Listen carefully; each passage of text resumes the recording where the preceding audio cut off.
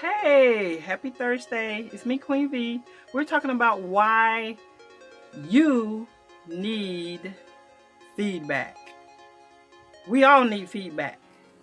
What is feedback? I Googled it. Information about reactions to a product, a person's performance of a task, etc., which is used as a basis for improvement. And so, we need feedback because we are not meant to be living on an island by ourselves. God created us to thrive with relationships with people. And in those relationships, we will have someone that will either give us feedback on what we're good at or feedback on what we're not so good at, what we need to improve on. Everybody needs a good, healthy feedback so that they can improve. And so one of the ways that we can have feedback, there are two types. Some people say there are three types, some people say there are four types. But we got structured. If you're looking at the workplace, you got structured and unstructured. And then, of course, if you're dealing like with a friend or a relative, it's a different type of feedback. Now at work, like a structured feedback would be like having a meeting, a coaching, or something like that. But an unstructured would be like meeting somebody at the water cooler, say, hey, you did a good job on this, or pass them by the desk, or this and that. So those are some of the types. But what I want to talk about is when you have someone in your life that is not there to be your yes person and agree with everything you do. Some people in your lives are there to give you that constructive feedback, that healthy feedback, and say, hey, this right here, if you continue in this path, things are not going to go well for you if you continue doing it like this. So everybody needs a no person that's going to say no. If you're going on the wrong path and you got a friend and they don't tell you, they join in with you and y'all start doing it together. And then y'all brag about what y'all did.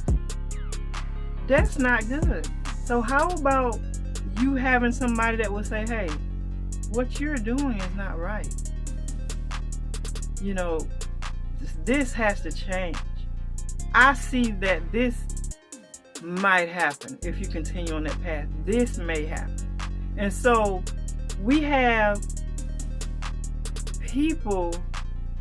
Now it need to be somebody that's honest and not somebody that hates you, because you can have the wrong person telling you what you're doing wrong and it can tear you down and discourage you.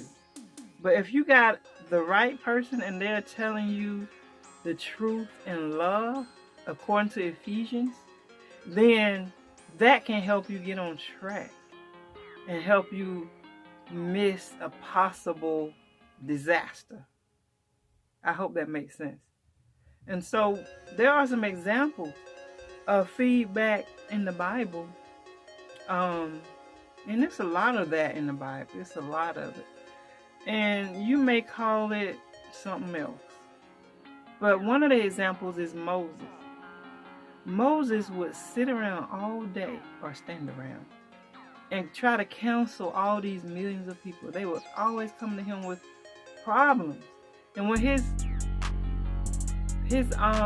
father-in-law came, Jethro, he said, oh, you're doing this wrong.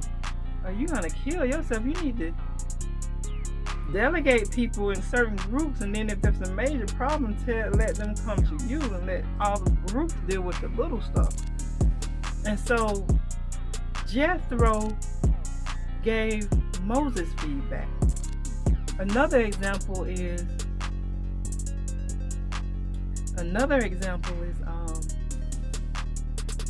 Nathan. I think it was the prophet Nathan. David had done something really wrong. He He saw a woman that wasn't his, slept with her, got her pregnant. Tried to cover it up by bringing the husband home from war to have the husband sleep with him, but the husband was such a good man, you know, he's like, I'm not going to be laying around with my wife, and I need to be going out to help fight, and we in a war, and so he didn't sleep with her. So since that didn't happen, he put Uriah on the front line and had him killed. And he didn't have no qualms about it. He was so caught up in what he was doing and getting his plan to work that he didn't realize the sin in it. Sometimes we can be so busy with our plan of what we're gonna do and how we're gonna do it that we don't see the wrong in it. So David had to have the prophet Nathan tell him a story about a rich man and a poor man and this and that, and how the rich man took advantage of the poor man and what he did. And then that was wisdom. And David was angered when he heard that story. And then Nathan said, well, you are that man. And then he brought him back to reality. Hey, this is what you did. You got the man's wife, you got her pregnant, and you killed the husband. God ain't pleased with you. And then the light bulb went on for David. Then he began to repent and be sorry. So he had to have that feedback. Somebody telling him what he did. And so another example is, in Revelation when Jesus is talking to the 7 churches, he said, hey, this is what you're good at, but this got to be fixed. And we need someone to point to us and say, hey, you're good at this, so that we can begin developing that and putting our focus on it. But if we're going in the wrong direction, we also need feedback saying, hey, if you continue doing this like this, I don't see any good coming out of this. This is going to happen if you continue doing that thing like that. And so we need some people in our lives that's going to give us the feedback that we need so that we can go in the right direction. And so we all have a calling and a purpose. And a lot of times we don't know what that calling or purpose is until we are around people. It may be in a certain setting. And, people will see things in us and say, oh, you're good at this. You have a nice voice. Or you're good at organizing. Or you're good at putting your thoughts down.